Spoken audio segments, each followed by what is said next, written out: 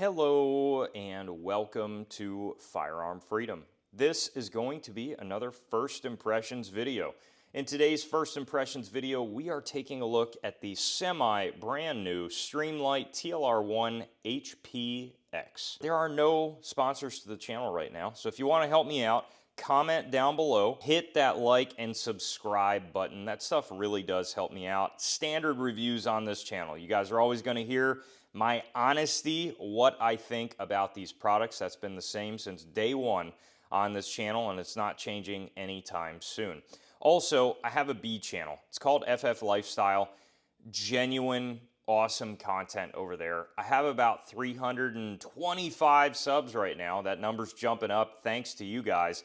Give me a subscribe over there. I would really appreciate it. It's gonna differentiate your subscription feed, all right? You never know what I'm gonna post over there. It's always gonna be a surprise, okay? Just go over, check it out, hit the link, it's tagged up in the corner of your screen now. I really appreciate it. We got weeks of lights coming along here. I just did, probably, if I had to guess, a few days ago, the Harbor Freight TLR-1 knockoff, and now I am doing what I would consider the new gold standard of TLR-1s, the HPX. Now, I got to take a look at this at SHOT Show at the Streamlight booth, and I was very, very impressed. I'm going to talk about kind of the positives and a few negatives that I see about the light in this video. Full disclosure, Streamlight did send me this product to check out for free. I can keep the product after the review. Streamlight has never requested that I say anything specific about their lights or has given me ever any financial incentives for the channel. It's always just been, here's the product, let us know what you think whenever you get around to it. The TLR-1 has been tried and true for years and years and years. I love the TLR-1. I've loved it for a very long time. I have always thought that maybe the X300 looks a little better than the TLR-1, but it's really not far off, and I actually think this new HPX looks more similar to an X300 in just the length and overall profile.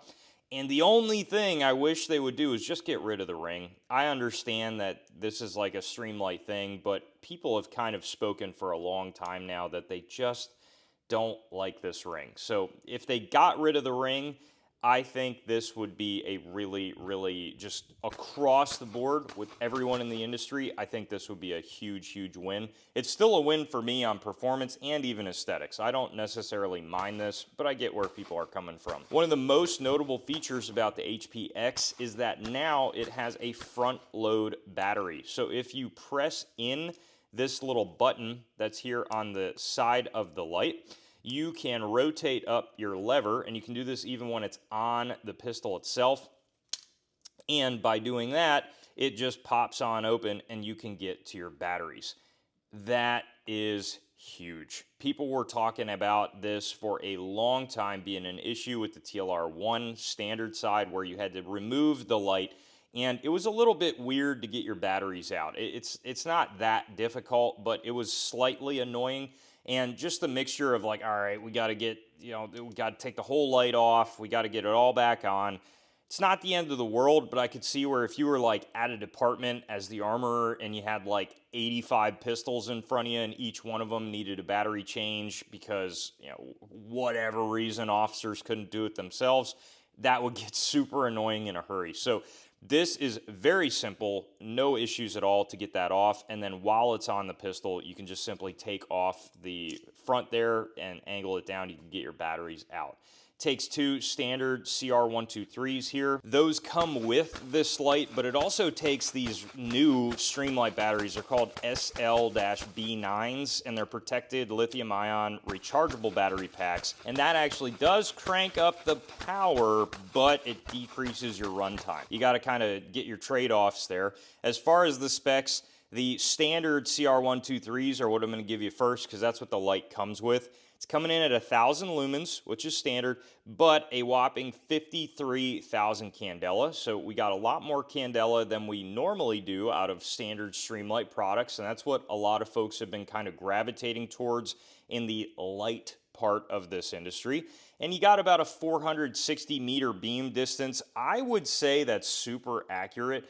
If you look at the woods testing that I was doing off to the left, you can see actually way far past that standard tree that I use for distance testing, which is about 75 feet from where I'm standing. So I would say 460 meters is very accurate. I could see clearly way out past that tree, which is probably about 100 yards out past that distance, so that gives you somewhat of an idea. And with a CR123, you're getting an hour and a half of runtime. Now, if you put in those Streamlight batteries, that cranks up to 1,300 lumens, 77,000 candela, and a 555 meter beam distance with an hour of runtime instead of an hour and a half. So, you know, again, take that for what you will on what you are looking for with power and output of the light. I thought it was very, very impressive, and that the beam pattern was exactly what I'm typically looking for, which is a really nice throw, but still with a standard, nice, clean, crisp line around the throw, and then an awesome hotspot in the middle. That was very, very impressive, and I felt like the performance of this light was exactly what somebody would be looking for. You do have new and improved toggles on the back. These are excellent. They are so good, and I think they are much better than the standard original toggle switch of the TLR-1. That was, again, a huge complaint with the end user.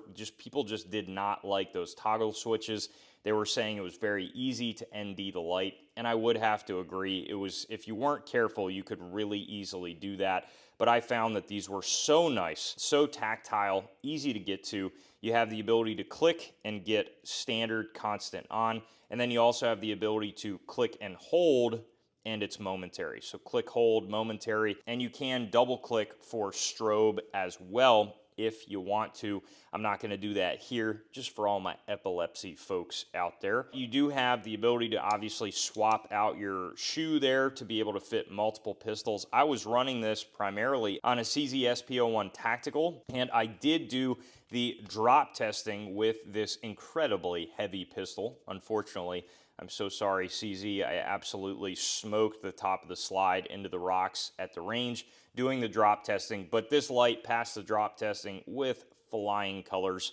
I had a little bit of a nick out of the bezel, but as far as the body of the light, not even a scratch, really, man. You got a little scratch there, maybe, but it was very impressive. You've heard me mention in my other Streamlight TLR-1 type reviews that I use this janky-ass cut-up omnivore holster to fit a bunch of different pistols with that light. And of course, this light fit just fine. But I'm going to use the knockoff Harbor Freight light because that's just kind of what I have immediately next to me because I just filmed that review. If we compare it to a standard TLR-1, this is what many people are going to be asking: holster compatibility. It's just not there. So that is what I view as kind of the main negative about this light. You can see that obviously the size of the light is far different than the standard TLR-1, and it is in length and just overall size, it's just a completely different light. Now, if you had like a standard duty rated holster like a Safariland, it would probably maybe still fit. It's really tough to say. You would have to try your holsters out there. I could almost guarantee that a really tight standard fit Kydex holster that's designed for inside the waistband is almost certainly not going to fit this light. I understand fully that Streamlight wanted to get all these features into a light, and they just were simply not able to do that front load battery and keep the same overall profile of the light. But I do think this is going to hurt them with the immediate future of this light because there are so many holsters for that TLR-1. And it's kind of a huge bummer to be somebody that has a TLR-1 and has like 4, 5, 6 holsters already for that light. And now you're looking at a new one and you really want all the performance, but now you got to buy 5, 6, 7 new holsters for your TLR-1. That's kind of an over-exaggerated example, but you get what I'm saying. There's a lot of folks with holsters already, and this is not going to be compatible. So again, will that be fixed? Absolutely, because I could see this light completely replacing immediately every TLR-1 that's out there, but that's going to take some time. And until holster manufacturers catch up with the different gun and light combinations here, it's going to again be some time. And this is where it does help out to have something like a Glock 17 or a Glock 19 that's your typical carry, because they are absolutely going to float out holsters for that pistol much sooner than anything else. So just keep that in mind. That is going to wrap up this first impressions video. I really like this light. I don't really have a ton of complaints other than the holster compatibility situation. If you guys have any other questions about this light or anything else on the channel, please throw them down below in the comment section, and I absolutely will get back to you. While you're down there, head up to the description for the ways to support the channel, and as always, stay tuned for more great content coming soon.